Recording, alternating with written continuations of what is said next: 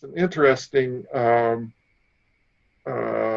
reflection by Rendel Harris, who is a British friend. He said that that the handshake for Quakers is sacramental, that you can feel the love flowing out of the fingertips. And I don't know that everybody feels that way, but it was and it is a form of human contact that has been not only acceptable, but something that a lot of people have kind of treasured as a greeting ritual.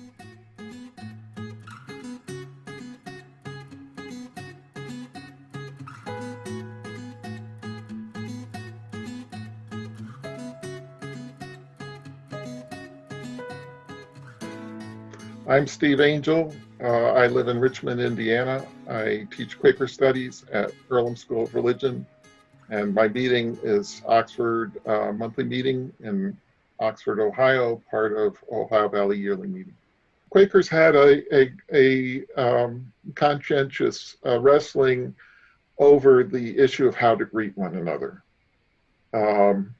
George Fox in his journal says, "Don't say good morning or good day, because day is good without you having to say it." So, so the custom in 17th century England was for the rich people, the nobles, to greet each other in a very elaborate fashion. So the need was for a more egalitarian kind of greeting.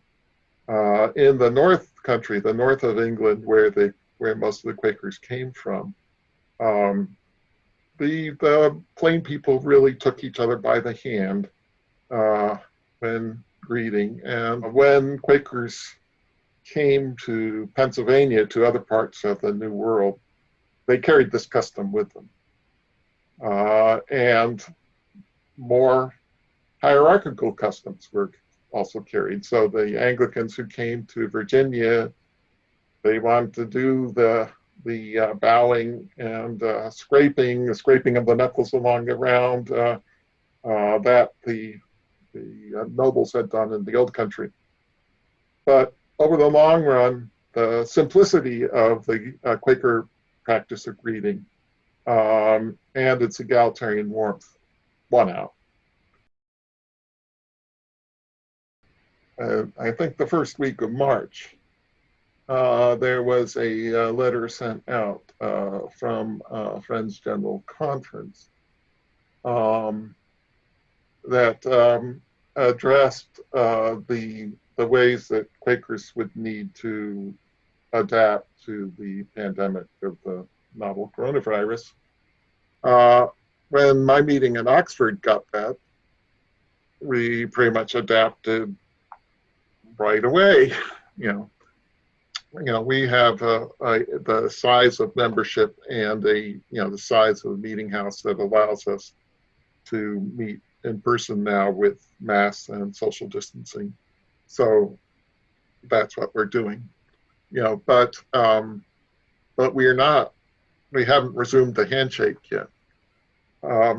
And Dr. Anthony Fauci, who's not a friend, but somebody who many Quakers look up to as an authority, and he says, well, if I had my way, nobody would ever do the handshake again, ever, because it's a way of passing along germs.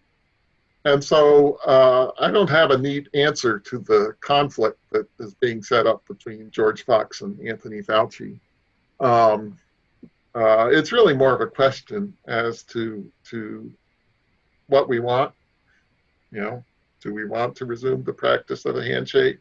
But what I'm suggesting is that Quakers really haven't addressed this yet, and it's something that it's worth thinking and talking to each other about as we seek unity on this simple egalitarian practice that has been not often remarked about, but is still a central part of our fellowship, our religious fellowship, for almost 4 centuries.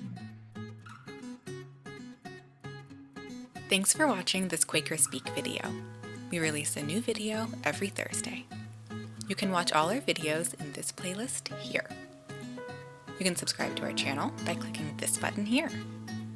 You can support us through our Patreon here. Thanks again for watching and have a happy Thursday.